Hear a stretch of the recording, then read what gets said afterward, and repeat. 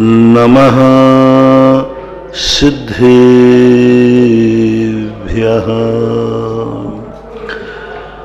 सर्वमंगल मांगल्यं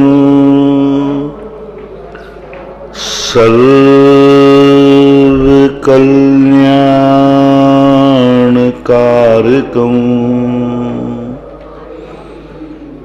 प्रधानं सर्वधर्माणां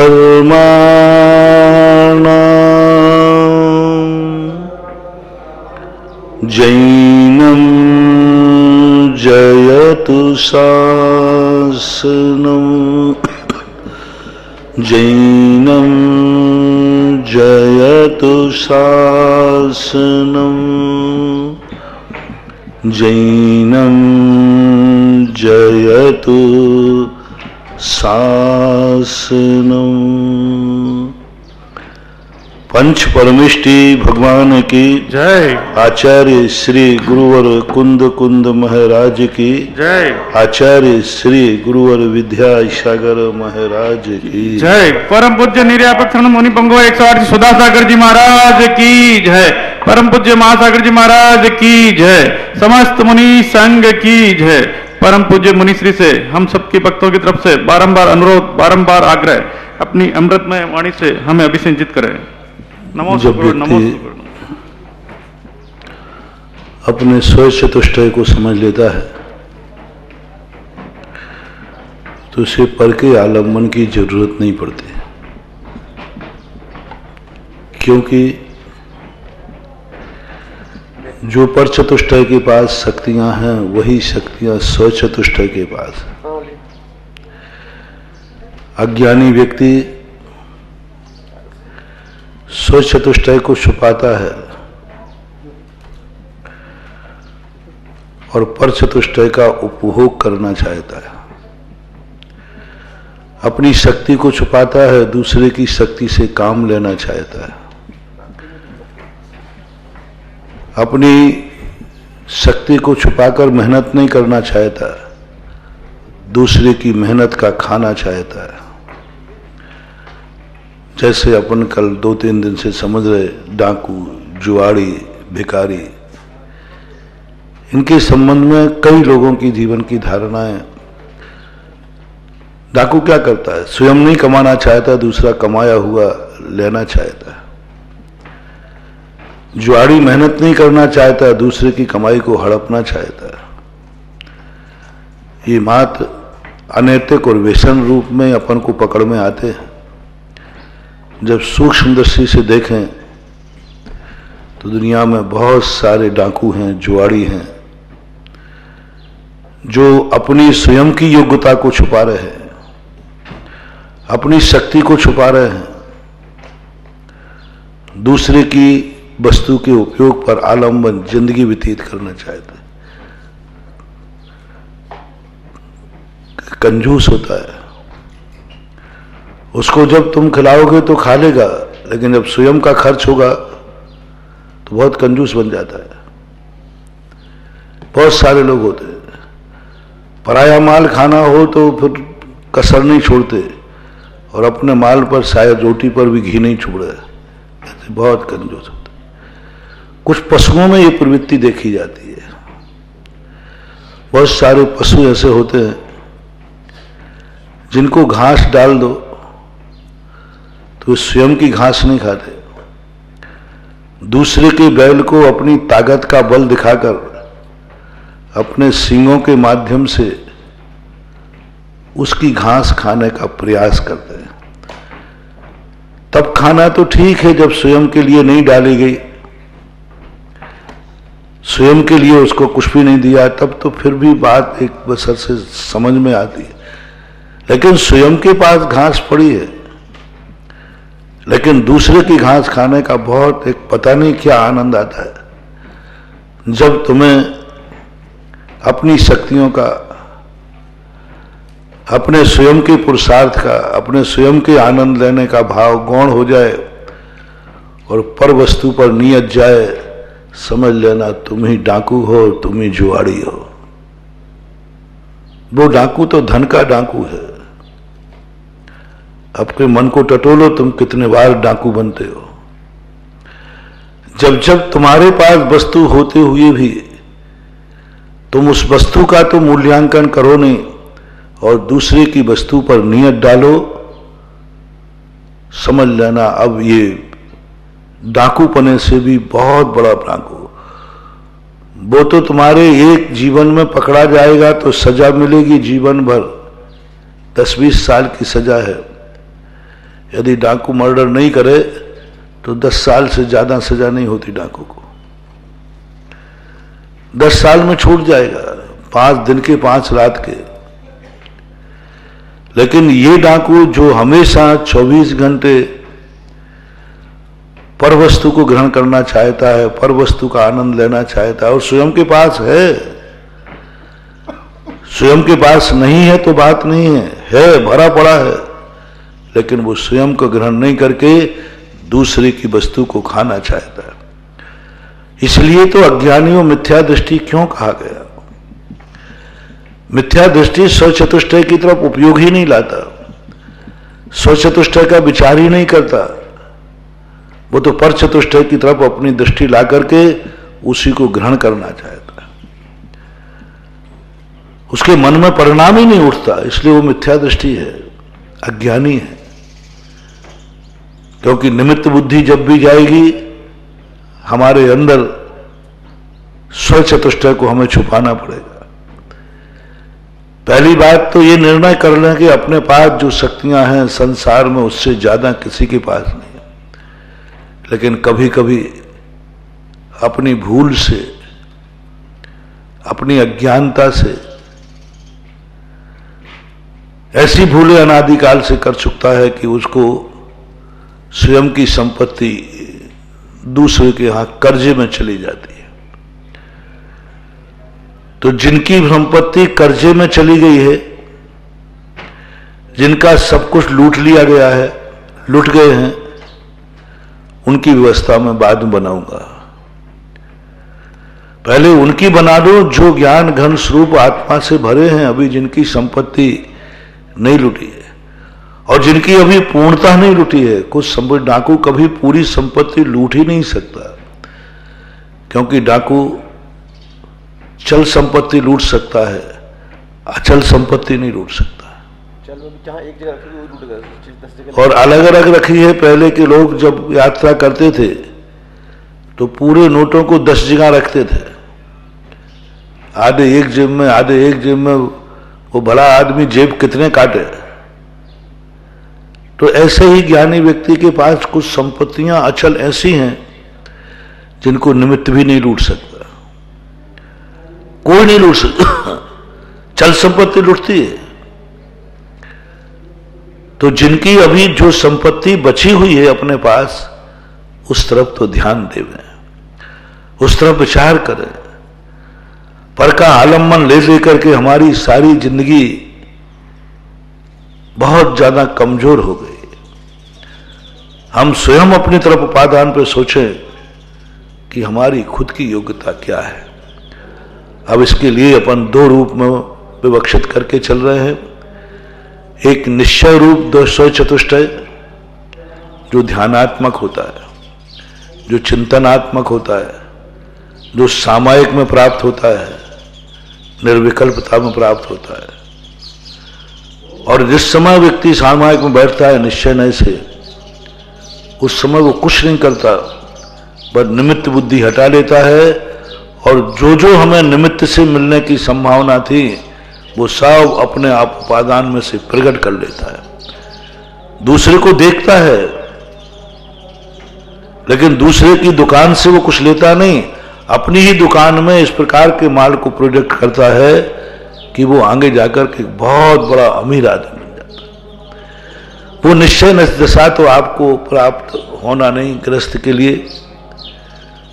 ऐसी दशा तो तुम्हारी कभी नहीं हो पाएगी कि तुम अपने पूर्ण स्व चतुष्टय को जानकर के उसमें संतुष्ट और तृप्त हो जाओ। अब व्यवहार का जो स्व चतुष्टय है वह चतुष्टय की चर्चा अपन कल की थी कि पहले तुम पहचानो पर्याय का सौ चतुष्टय, द्रव्य का सौ चतुष्टय अलग है।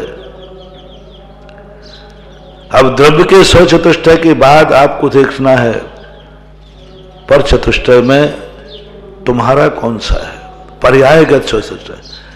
क्या तुम्हारा कोई क्षेत्र है जहां तुम सुरक्षित हो? क्या तुम्हारा खुद का क्षेत्र है? तो निश्चय न्याय वाला कहता है मेरा आत्मा ही स्व क्षेत्र है। मैं आत्मा में अपने स्थिर होता हूं, मुझे किसी क्षेत्र की जरूरत नहीं। वह अपने आप में उपयोग से रहित हो जाता। मैं अपने स्व क्षेत्र में स्थित हूं, स्वय काल में स्थित हूं और स्वय भाव में स्थित है। ये स्वय चतुष्टय कहलाता है। स्वय द्रव्य, स्वय क्षेत्र, स्वय काल और स्वय भाव। भाव स्वय का नहीं होता। अब जो स्वय भाव है उसमें स्थिर होना है। अपना जो भाव है उसको साक्षी बनाना है।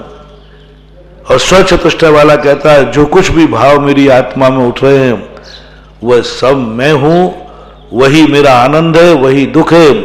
जब कोणादि भाव मादा कत्ता सो होदि तस्य भावस्य निश्चय दो।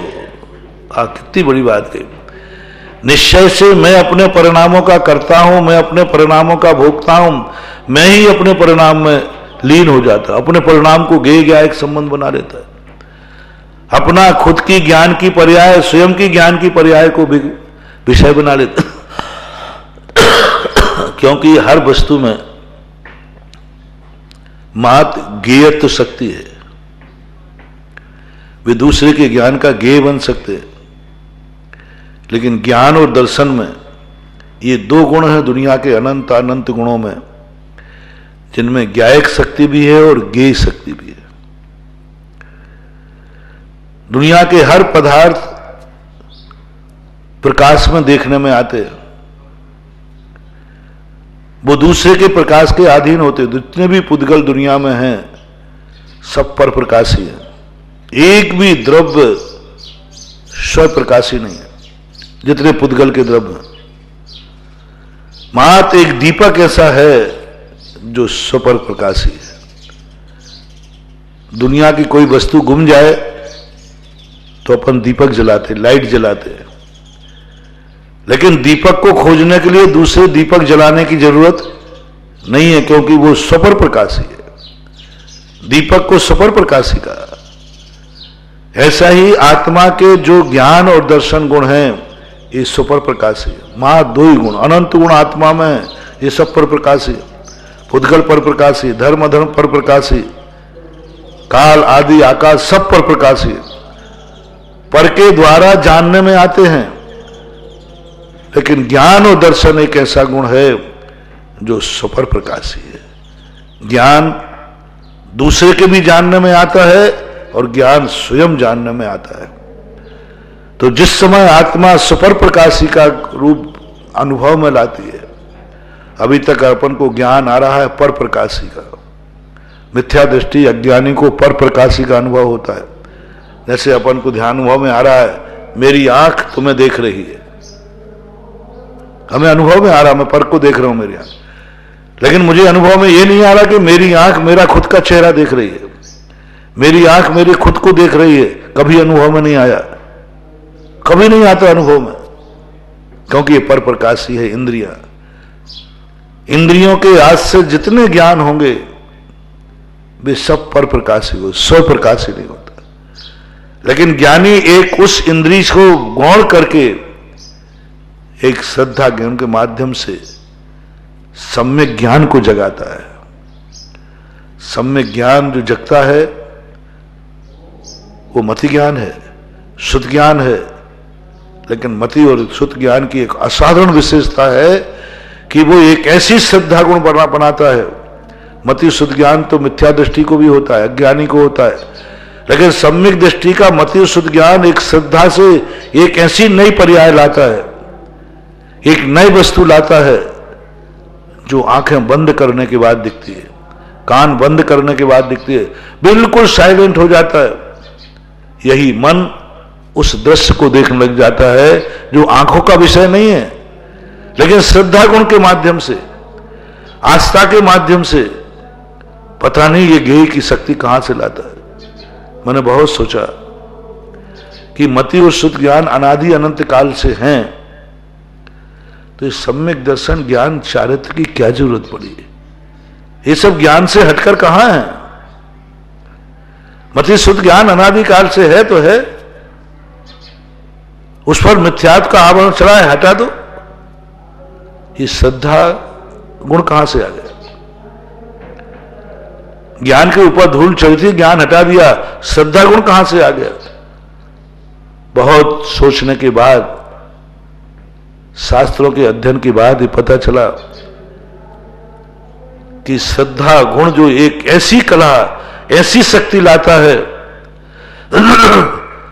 जो इंद्रियातीत को भी यही मति शुद्ध ज्ञान जानने लग जाता है। इंद्रिय का विषय नहीं, उसे भी अनुभव में लाने लग जाता है। इंद्रिय का विषय नहीं, फिर भी वो अनुभूति ला देता है। जैसे आपने स्वप्न में देखा होगा, आप स्वप्न में आंख बंद है, सब कुछ बंद है, लेकिन फिर भी आप स्वप्न में आपको ऐसा लगता है जैसे मुझे कुछ दिख रहा है, गाड़ी जा रही है, ये पेड़ खड़ा हुआ है, सब दिखता है और आंख बंद है। तब क्या ज्ञान? स्वप्न में ज्ञान जाग गया। कान बंद है और हम सुन रहे हैं।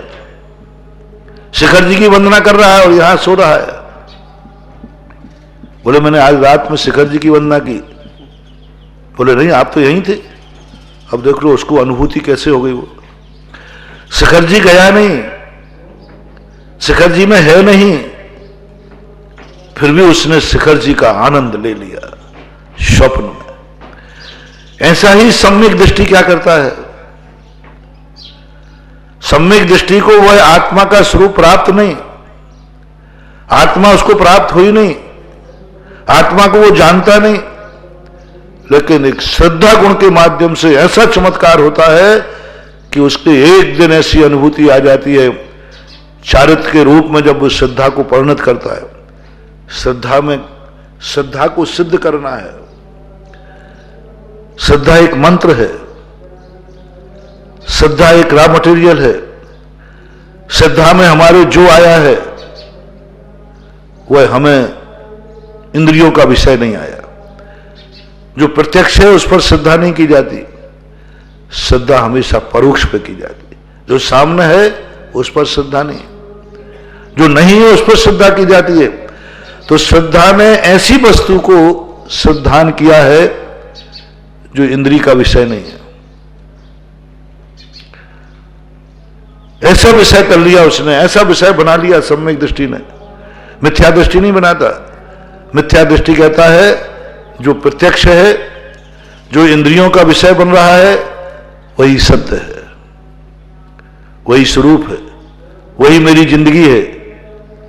सब कुछ जो आंखों में इंद्रियों की पकड़ में आ रहा है, लेकिन सम्यक दृष्टि की विशेषता श्रद्धा से इस दुनिया में ऐसी वस्तुओं को खोजता है और फिर अपनी आंखों से कहता है इसे देखो। आंख कहती मुझे नहीं दिख रहा है। तो किसको पकड़ के लाया? किसको पकड़ के लाया? बोले मैं बहुत जगत की सबसे सुंदर वस्तु को पकड़ के लाया, ढूंढ के लाया। विश्वास देखो, आंखें कहती हैं मैंने दुनिया के बड़े बड़े रूप देखे, लेकिन जो स्वरूप तू, जो वस्तु तू लाया है, ये मुझे देखने में नहीं आ रहा है, मुझे देखने में नहीं आ रहा। उस वस्तु की आवाज सुनो, कान कहते हैं मुझे सुनने में नहीं आ रहा है। चखो, बोले मुझे चखना ने मना कर दिया, मुझे चखने में नहीं आ रहा। पता नहीं तू कैसी वस्तु लाया। सम्यक दृष्टि की वस्तु देखना, सम्यक दृष्टि का गेय देखना, सम्यक दृष्टि की आनंद अनुभूति देखना बड़ा विचित्र है। इसलिए लोग सम्यक दृष्टि की बात पर विश्वास नहीं करते। बोले सब कपोल कल्पना है, वस्तु सत्य वही है जो प्रत्यक्ष हो, परोक्ष का कुछ भी नहीं। लेकिन एक सम्यक दृष्टि की कला ऐसी हो जाती है मिथ्या दृष्टि से कहा ये पाषाण है,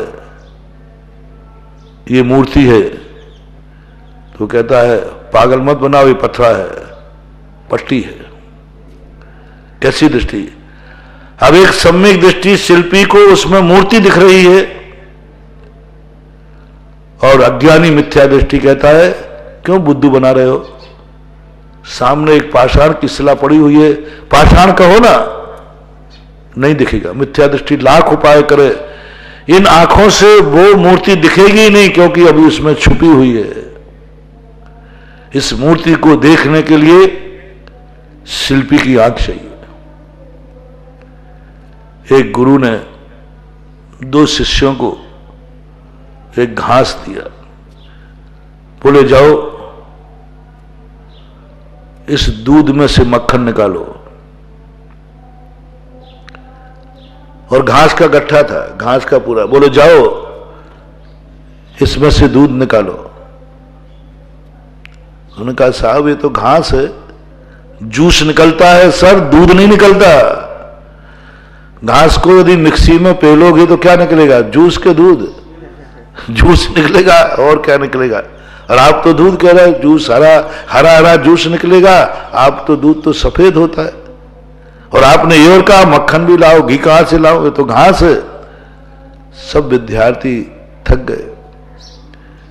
एक ज्ञानी था, उसने कहा गुरुजी आ जाएगा। बोले देख ले क्या है? बोले साहब देख लिया। सम्यक दृष्टि देखना, सम्यक दृष्टि और मिथ्या दृष्टि में कोई अंतर नहीं है। मिथ्या दृष्टि को भी वही घास दिया गया, सम्यक दृष्टि को भी वही घास दिया गया। दोनों घास लिए हैं, दोनों को बराबर घास दिया गया। और गुरु ने कहा सब लोग मक्खन निकाल के लाओ। अब कितना ताज्जुब, कितना आश्चर्य, कौन करेगा, कौन क्या करेगा? बुद्धि है, सम्यक दृष्टि ज्ञानी कहेगा, बोले ला दूंगा साहब, कौन सी बड़ी बात, इसी में छुपा हुआ है। सम्यक दृष्टि देख लेगा।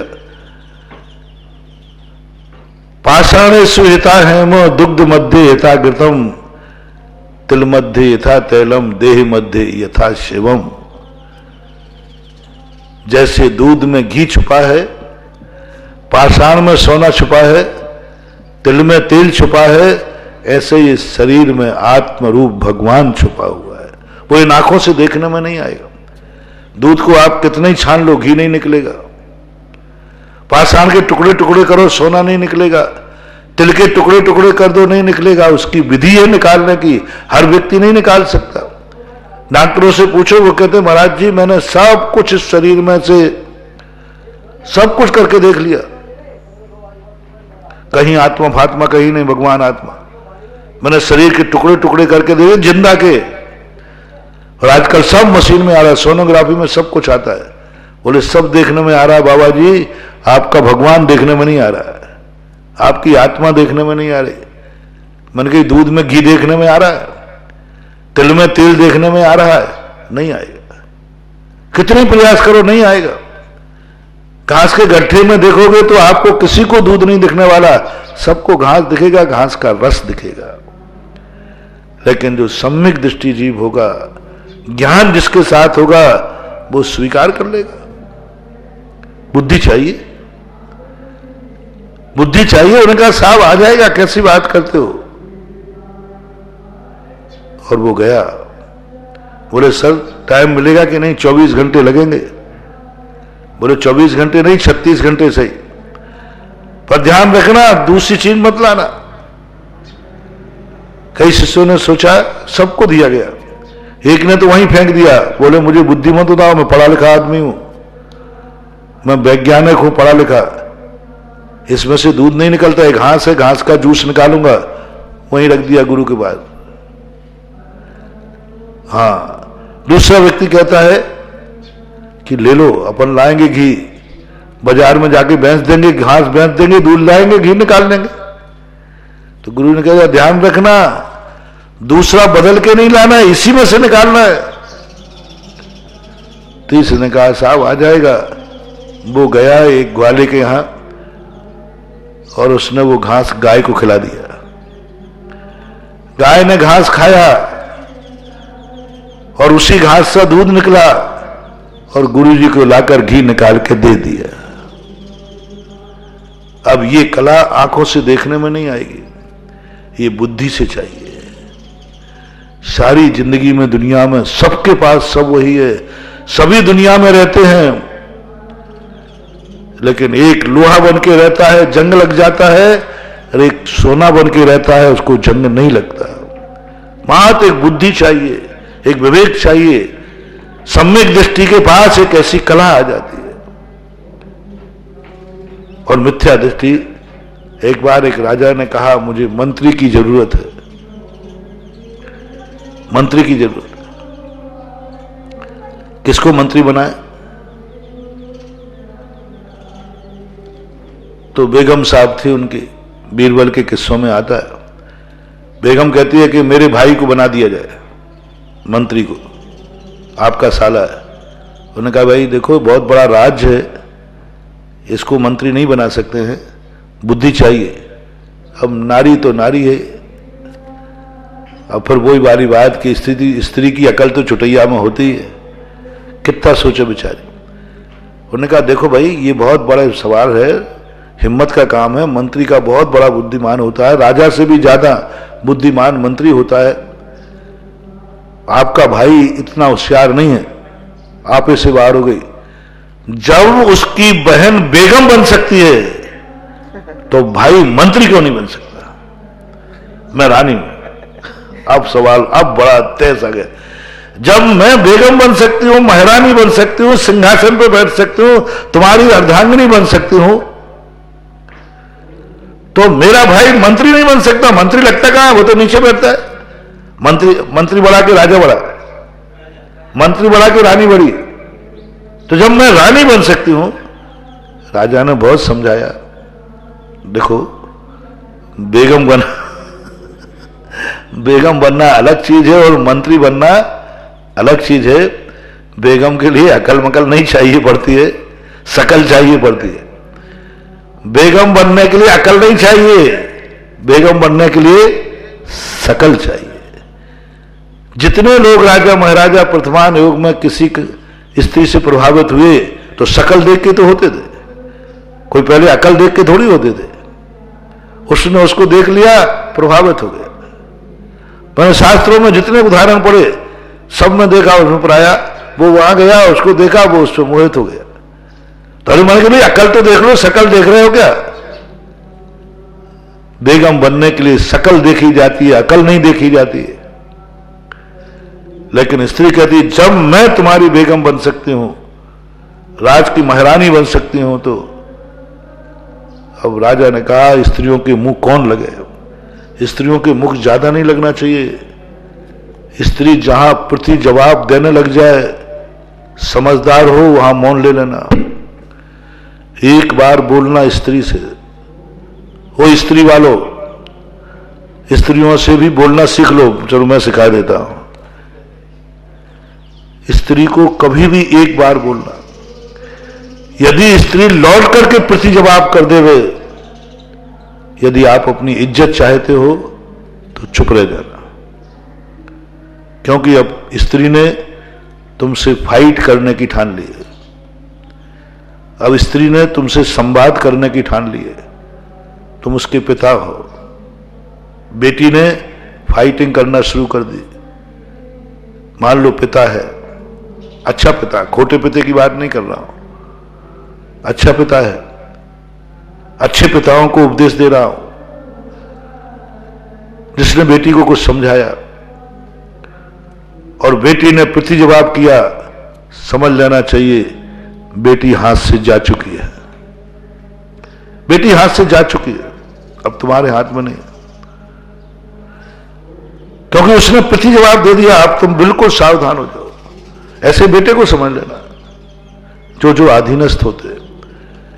बेटे ने यदि तुम्हें प्रति जवाब दे दिया, समझ लेना बेटा हाथ से जा चुका है, वो फाइटिंग के लिए तैयार है। गुरु और शिष्य में भी यही है। गुरु ने आदेश दिया उस शिष्य ने प्रति जवाब दिया, ऐसा क्यों? आप मेरे लिए आदेश क्यों दे रहे हो? गुरु के आदेश पर क्यों शब्द आ जाए?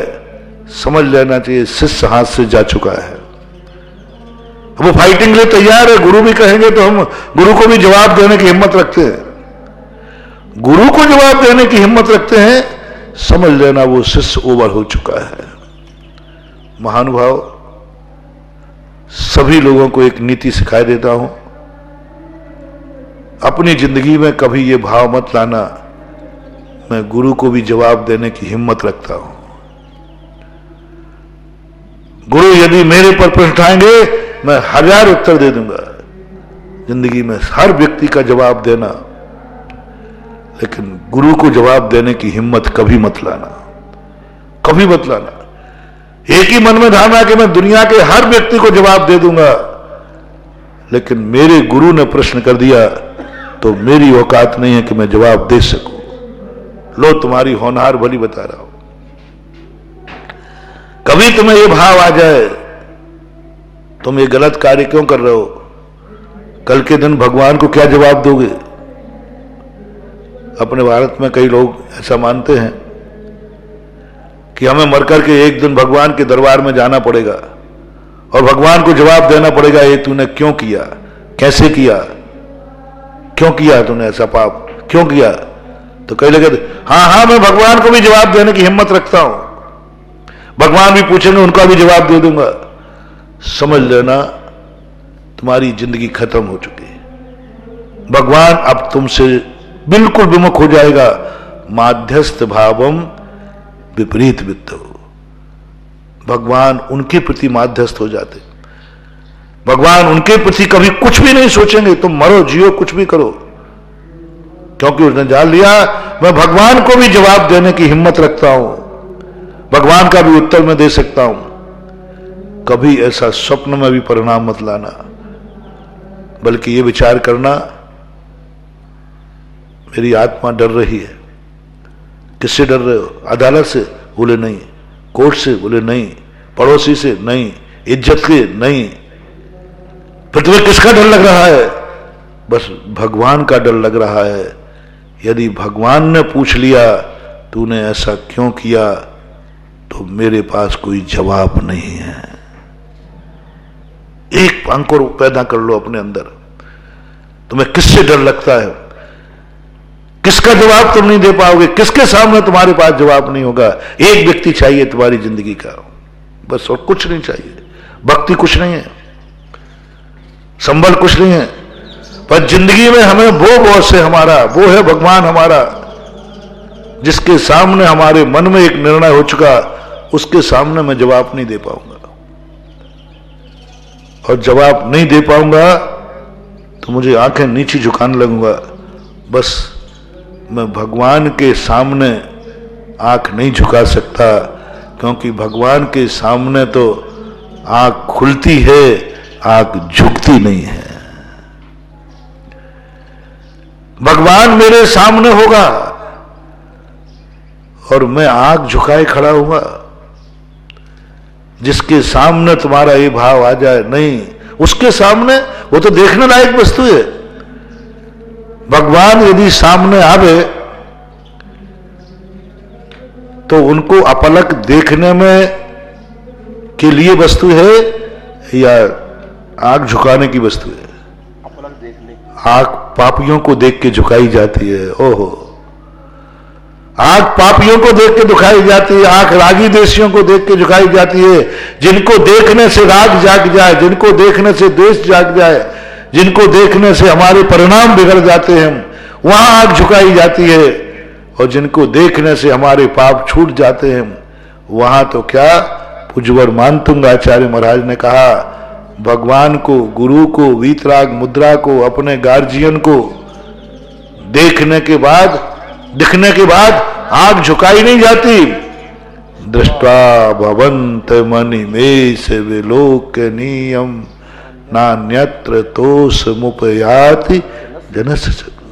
जिसको देख करके तो ऐसे लगता है कि मैं पलक ही नहीं झपकाऊं, पलक ही नहीं झपकाऊं, उनको देखता रहूं। भगवान दृष्टा भवंत अनिमेष, अनिमेष विलोक्य नियम, आप अनिमेष देखने योग्य हैं। यानी आपकी मुद्रा कैसी है? अनिमेष में देखता रहूं, ऐसा पूज्यवर मानतुंग आचार्य महाराज कह रहे। और मेरा क्या होगा? मैं ऐसी महान आत्मा जब मेरे सामने होगी और मैं उनके सामने आंख झुका के खड़ा रहूंगा, बस मैं ये नहीं होने दूंगा, मैं ये कार्य नहीं करूंगा, मैं ये कार्य नहीं करूंगा, क्योंकि मैं भगवान को इसका जवाब नहीं दे पाऊंगा। दुनिया में झूठ बोल दूंगा, दुनिया की आंखों में धूल झोंक दूंगा, लेकिन भगवान की आंख में धूल नहीं झोंक सकता।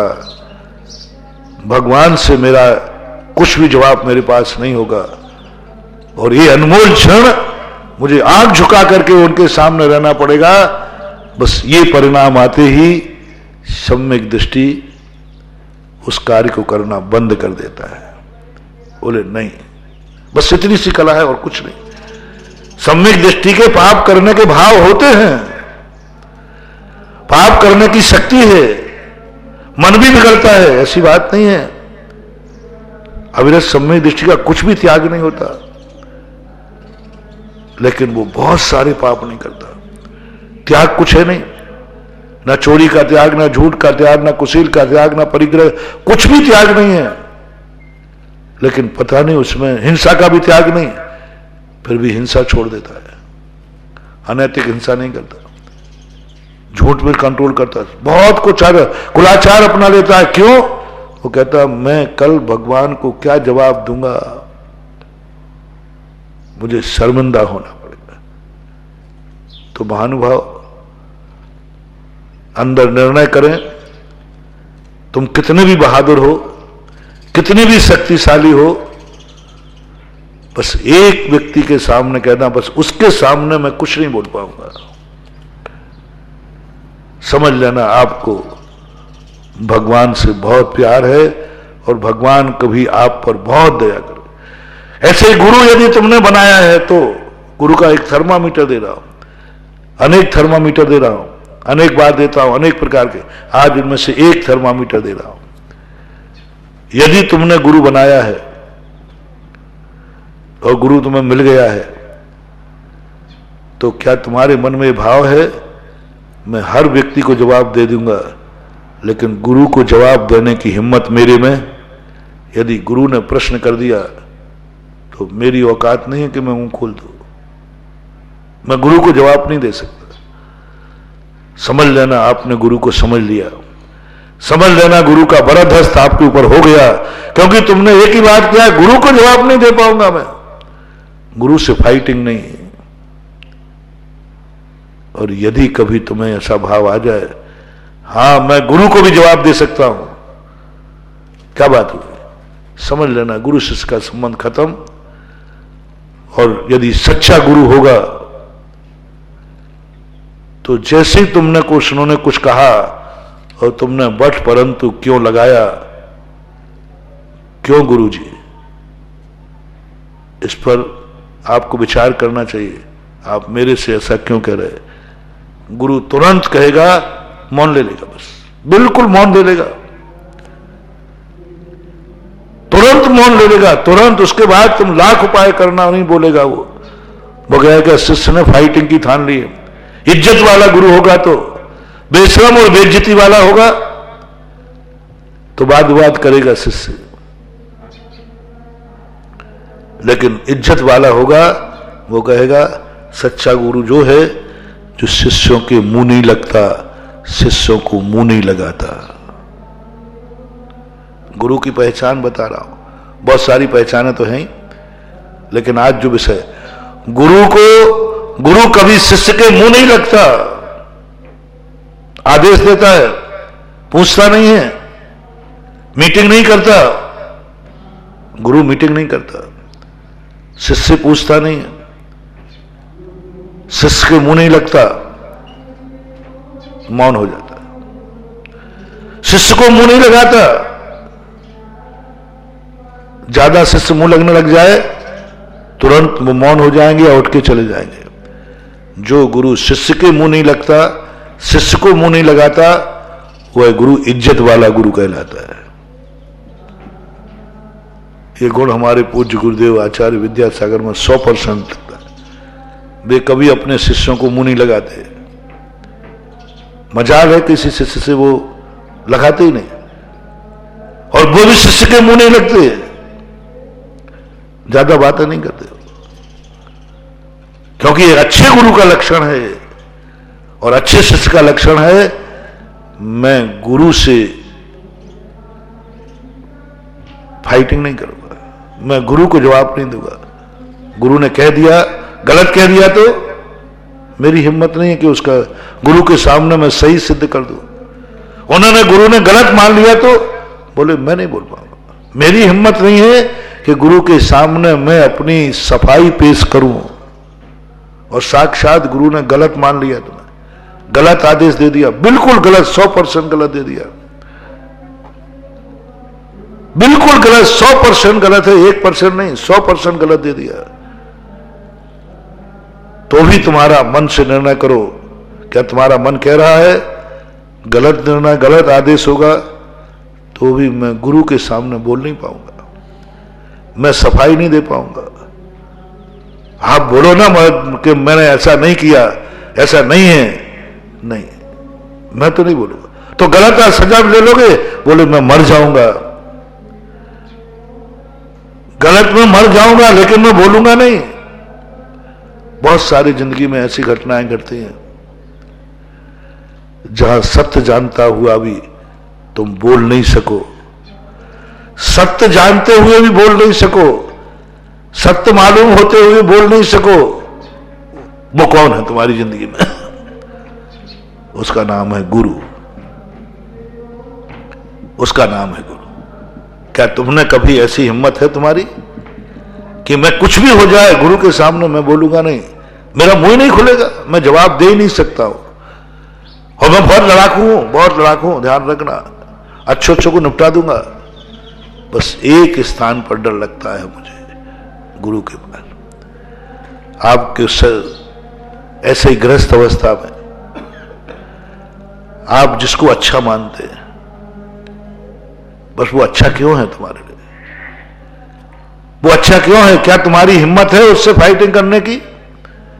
नहीं, डर के कारण नहीं, भय के कारण नहीं, डाकू और गुंडों से भी लोग नहीं भर पाते, लेकिन तुम्हारी श्रद्धा, नहीं मैं नहीं बोल पाऊंगा, जवाब। इसलिए मैं दोनों से, अपना स्त्री और पुरुष की बात चल रही थी, बीरबल अकबर की बात चल रही थी कि उन्होंने कहा कि तुम्हारा जवाब क्या है, कैसे बोलोगे? जवाब दो। जब बेगम बन सकती हो तो मंत्री क्यों नहीं बन सकते? मंत्री क्यों नहीं बन सकते? अब राजा साहब बहुत समझदार थे, बीरबल ने भी बैठे थे। बीरबल ने राजा साहब से कहा, राजा साहब औरतों के मुंह मत लगो, अब आपकी रानी रानी बन के नहीं बोल रही है, औरत बन के बोल रही है। रानी तो वो है जो आपके सामने मुंह भी नहीं खोले। ये नारी, औरत ने, ये रानी नहीं है इस समय, ये औरत बोल रही है।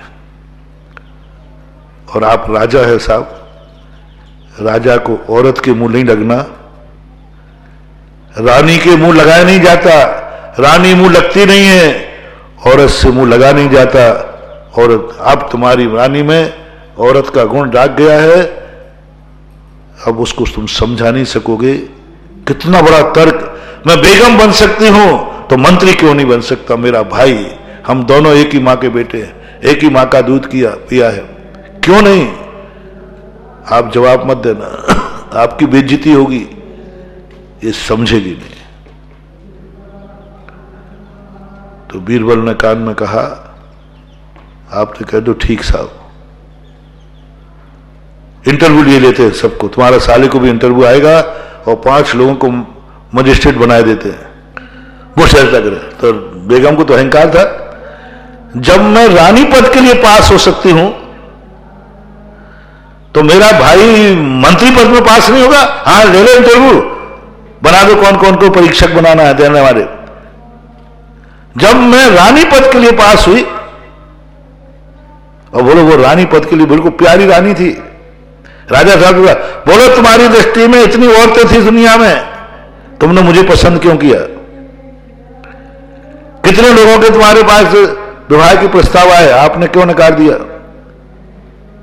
रानी सब कहे बोलो, जब इतने सारी औरतों में मैं बेगम बनने के लिए पास हो गई तो मेरा मंत्री पद के लिए पास नहीं होगा मेरा भाई?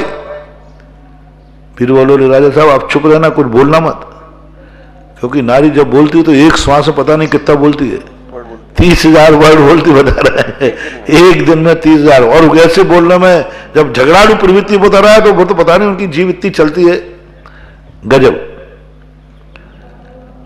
ठीक है, इंटरव्यू हुआ, रानी साहब भी बैठे, बोले मैं भी बैठूंगी कहीं चिटिंग नहीं हो जाए। तो बस यही बात आ गई कि ये 50 रुपया पकड़ो। सारे मजिस्ट्रेटों ने कहा ये 50 रुपया पकड़ो, और एक इतना बड़ा हाल था, ये मान लो अपन प्रोशन के बराबर हाल था, इससे छोटा होगा थोड़ा। इन 50 रुपये में इस हाल को लबालब भरना है, बिल्कुल भी एक सुई के बराबर भी स्थान नहीं रहना चाहिए। इंटरव्यू चालू हो गया, सबसे पहले 50 रुपये में ये सारे हाल को भरना है, ध्यान रखना, किंचित बात भी खाली नहीं रहना चाहिए।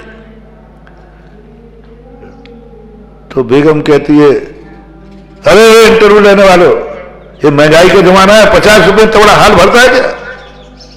50 रुपये में हाल भरवा रहे। राजा ने कहा चुप बैठना है अपन को, इंटरव्यू चालू है, परीक्षा के समय बोला नहीं जाता, ये परीक्षा हाल है, कानून का उल्लंघन करोगे तो कानून का उल्लंघन के खिलाफ आप पे भी लगेगा, मेरे पे भी लगेगा। इस समय कुछ नहीं करना, अपन देखो बस बैठ करके, नकल पट्टी नहीं होना चाहिए, नकल पट्टी नहीं होना चाहिए। और सारे विद्यार्थी जितने थे 50 रुपये में क्या होता है, 50 रुपये में हाल कैसे भरे? बहुत सारे लोग इंटरव्यू दिया, कई लोगों ने कहा 50 रुपया ले लो, और गया सो गया, आया ही नहीं लौट के, अपने खा पी के चला गया। इनके साले साहब तो कहते हैं, बेगम ने पहले ही कह दिया लेने मत रहे पैसा, तू ये कोई इंटरव्यू है क्या? 50 रुपये में हाल भरो क्या? काय से भरे हाल 50 रुपये में? एक विद्यार्थी ने ले लिया और वो गया नगर पालिका की परिषद के पास, कचड़ा घर के पास। बोले साहब ये गाड़ियां कहां फेंकते हो? बोले गांव के बाहर। बोले गांव के बाहर मत भरो, मेरे हाल में भर दो। तो पूरा 50 रुपये में उसने पूरा हाल ठसाठस भर दिया। और नगर पालिका की गाड़ी वाले ने कहा क्या फर्क पड़ता है, हमें इतनी दूर जाना पड़ता फेंकने, अब यहीं के यहीं भरे, तो उन्होंने डाल दिया और पूरा इतना ठसाठस भर दिया। पूरा ठसाठस भरने के बाद किवाड़ बंद करने को जगह नहीं बची। तीसरा व्यक्ति था बीरबल जैसा, उसने भी हाल को ले लिया, सब कुछ कर लिया। वो बाजार गया, एक दीपक, एक घी और एक बाती और एक अगरबत्ती का पूड़ा लेके आ गया बस। और किराए की टेबल लाया, कुछ फल फूल भी लाया और टेबल क्लॉथ लगा करके बाहर बैठ गया। अब सब लोग निकले, सबसे पूछा भाई कहां है 50 रुपया? सारे तो गायब ही थे। और बेगम और साले साहब जो थे वो घूम रहे थे, देखें कौन कौन भरता है हाल, देखें कौन भरता है, देखें मंत्री कौन भरता। आखिर मुझे ही चुनना पड़ेगा। सबको देखते एक के पास गए तो नाक फटी जा रही, कचरा भर दिया, गंदगी भर दी। राजा ने कहा क्या मचा रखा है इसने हाल को, इतना बढ़िया हाल दिया था साहब, इसने तो कचरा भर दिया, निकालो इसको बाहर। अंत में जब आखिरी वाले के पास पहुंचे, बोले तूने क्या किया हाल का? बोले राजा साहब 2 मिनट रुक जाइए, पहले आप बैठिए तो सही, पहले नाश्ता पानी खिला करके मुझे खुश करना चाहता है। बोले नहीं साहब बाद में खा लेना। बोले साहब 2 मिनट। जल्दी कमरे के अंदर गया और जो दीपक रखा था वो दीपक को जला दिया, अगरबत्ती लगा दी। बोले साहब देख लीजिए, पूरा हाल लबालब भरा हुआ है प्रकाश से और सुगंध से। पूरा हाल प्रकाश और सुगंध से भरा हुआ है, कहीं सुई के बराबर भी खाली नहीं है। राजा साहब ने बेगम की तरफ देख के कहा, और वो वही भी, साहब अब आए हो मेरे दरवाजे तो आप आकर के भोजन कीजिए ना। तो उसने थोड़ा बहुत नाश्ता पानी था वो भी कराया, टेबल कुर्सी पे बैठाला। रानी साहब देख के दंग रह गई कि वस्तुतः बेगम बनना अलग है और मंत्री बनना अलग है। 50 उसमें भी बच्चे ने बोले साहब 50 रुपए दे दिए, क्या करता, ये तो कितने में काम हो जाएगा भाई। 1 रुपए में, आज के समय में भी क्या, एक दीपक कितने का आएगा, 1 रुपए का। तेल बाती ले लो और क्या करो, 20-25 फल फूल वगैरह सब थोड़े सा तो चाहिए था, निमित्त तो था चाय पानी का। बोले साहब 10-25-15 रुपए और बचा हुआ है, ये वापस बचा के और दे दिया उसने, सब खर्च करने के बाद बचा दिया। तब राजा ने बेगम से कहा, दुनिया से देखा 50 रुपए में ये सारे छोटी सा खर्च करेगा और कमाई इतनी करेगा पूरा हाल भर देगा, और उसमें भी बचा के लाए गए, हमें कोष को कभी खाली नहीं करने देगा। ये ऐसा मंत्री कभी राजकोष को कभी खाली नहीं करेगा। और खाली करने का अर्थ ये नहीं कि वो बचा के रहे, जनता परेशान हो, जनता को परेशान नहीं होने देगा। हर घर में प्रकाश होगा, सुगंधी होगी, खुशहाली होगी और राज खजाना भी भरा रहेगा। ध्यान रखना, वो मंत्री कहलाता है। प्रजा को दुख देकर, प्रजा से टैक्स वसूल कर, प्रजा को परेशान करके कोष भरना, ये अच्छे मंत्री का काम नहीं है। खजाना लुटा करके प्रजा को खुश करना, ये भी अच्छे मंत्री का काम नहीं है। 3 प्रकार के मंत्री होते हैं। एक जनता को लूट खसूट करके गुंडागिर्दी पर आताताई राजा होते ना, वे जनता को खूब मारते पीटते हैं और टैक्स वसूल करते हैं, ये निंदनीय राजा कहलाते हैं। ये निंदनीय राजा कहलाते। 3 राजा हुए। एक राजा वो है जो अपना सारा खजाना लुटा करके जनता को खुश करता है, जनता खुश रहना चाहिए, खजाना लुटाओ, ये मध्यम राजा कहलाते हैं। और उत्कृष्ट राजा कौन कहलाता है, जो खजाना खाली करता नहीं और जनता को सुखी कर देता है, जनता को सुखी कर देता है। एक स्थान पर बिना नाम लिए बताता हूं, एक कलेक्टर था, वो नया आया और नया आकर के उसने देखा कि गांव की बहुत खस्ता हालत है। मैं वहीं था, रोड खराब था, यहां की बात नहीं, राजस्थान की, एमपी की बात। और उसने क्या किया, और सरकार के पास खजाना नहीं, सरकार के पास पैसा नहीं, सरकार का पैसा खर्च करना नहीं, क्योंकि उसकी सीमा के बाहर है। और जनता कह रही कि साहब देखो सड़कों की क्या हाल है, पूरा गंदा था, मैंने भी देखा, मुझे भी आहार को निकलता था तो बहुत परेशानी होती। उसने एक उपाय निकाला, जिसने शिकायत की कि साहब हमारे यहाँ की सड़क खराब है, किस किस के मोहल्ले की सड़क खराब है, वे सब मोहल्ले वाले अपने अपने मोहल्ले में से एक दस्तखत करके एप्लीकेशन देवे।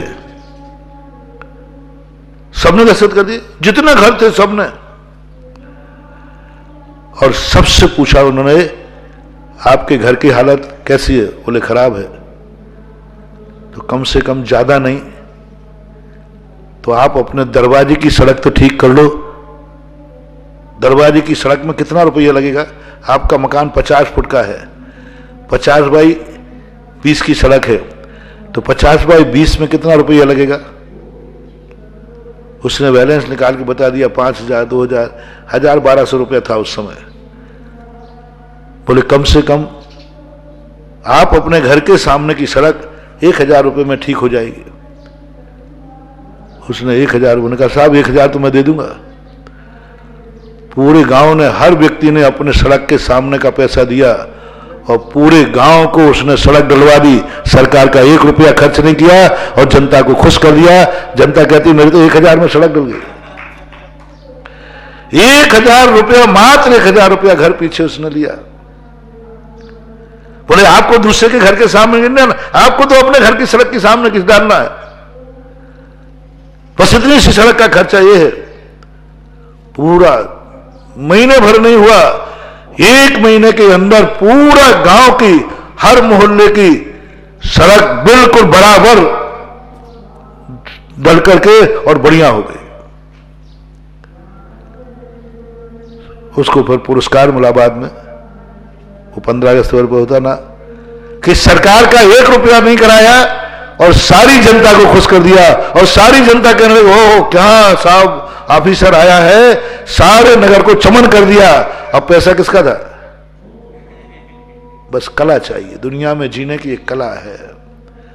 इस जिंदगी को कचड़े के समान मत भरो। इस जिंदगी को मात नामुमकिन मत करो। ये मत कहो कि 50 रुपए में कोई जिंदगी चलती है क्या? 50 रुपए में ही चल के दिखाओ तब तो जाने। सैनिक पुराण पढ़ो, अभय कुमार के ऐसे ऐसे प्रश्न हैं जो असंभव वाली बात थी, वो भी अभय कुमार करके दिखा देते। जिंदगी में कभी अपनी जिंदगी में कम मत मानना। तुम्हारे पास 1 रुपया भी है, तुम्हारी बुद्धि का कमाल है। तुम 1 रुपया से जिंदगी चला के बताओ, चला देना। एक व्यक्ति हुआ है जिसे गणेश प्रसाद वर्णी कहते हैं। एक सेठ जी थे, वो वर्णी जी से चर्चा कर रहे थे। बोले अपने यहां विद्वानों की कमी है, जैन दर्शन में पढ़ने लिखने की कमी है, कुछ भी नहीं पढ़ते, ना संस्कृत प्राकृत कुछ नहीं आता। क्यों ना जैनियों के पढ़ने का स्कूल खोला जाए। तो वर्णी जी तो बहुत बड़े ज्ञानी थे, आदमी थे, न्यायाचार्य थे। उन्होंने कहा तुम बातें बहुत करते हो, क्या रुपया तुम्हारे पास, कितना खर्च करोगे? तो सेठ जी कंजूसों के बाप थे वो तो। जितनी ये जो सलाहकार होते हैं ना, ये कभी दान नहीं देते। ये सलाहकार सुधारवादी, एक स्थान पर मंदिर बनते हैं तो मंदिरों का प्राय सुधारवादी विरोध करते हैं, पंचकल्याण को विरोध करते हैं। मंदिरों में इतना पैसा लगाया जा रहा है, क्या जरूरत है? पंचकल्याण में ऐसा पैसा बहाया जा रहा है, देश मर रहा है, स्कूल खोलना चाहिए, अस्पताल खोलना चाहिए। ये खुले जो परोपकार की सोशल वर्क है। अब उन्हें क्या मालूम कि जिस साधु के सामने मैं बोल रहा हूं, पेपर में निकाल दिया उन्होंने, ये साधु की दुकान नहीं है, मॉल है, मॉल में हर चीज मिलती है। अब वो तो दुकान का, उनके पास तो अभी तक यही आया था, दुकान, किराने की दुकान वाला, ये फलानी दुकान वाला, उन्हें क्या मालूम है मॉल है। जैसे पेपर में मैंने पढ़ा, दूसरे दिन मैंने विद्यालय का प्रस्ताव रख दिया और उस पर निगरानी मन की, उनसे सबसे पहले दान बुलवाना। वो कह रहा नहीं विद्यालय की जरूरत नहीं, हॉस्पिटल की जरूरत है। मैंने चल बेटा तुम बच के कहां जाएगा, जो तू कहेगा वो ही खुलवाऊंगा। तो मैंने 30 दिन हॉस्पिटल की घोषणा कर दी। इधर मंदिर बन रहा है, इधर विद्यालय बन रहा है, इधर हॉस्पिटल, तीनों एक साथ। मैंने कहा मेरा पर्पस है कि तुम कहीं ना कहीं से किसी ना किसी में दान दो। जितने दिन में रहा उतने दिन वो गांव से बाहर रहा, आया नहीं।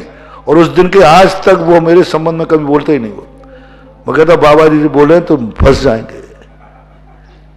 जैसे आजकल लोग कहते ना मंदिर खोलने से क्या मतलब, देखो संकट में मंदिर बंद हो गए, अस्पतालें खुली हैं, ऐसा कह रहे लोग, बता रहे। उनसे मेरा कहना है चलो मैं अस्पताल खोल रहा हूं, तुम्हारी संपत्ति अस्पताल के नाम कर दो। जितना लोगों ने मंदिरों में दान दिया है, जिन्होंने मंदिरों में दान नहीं दिया वे अस्पताल में दान देवें, मेरा आशीर्वाद है।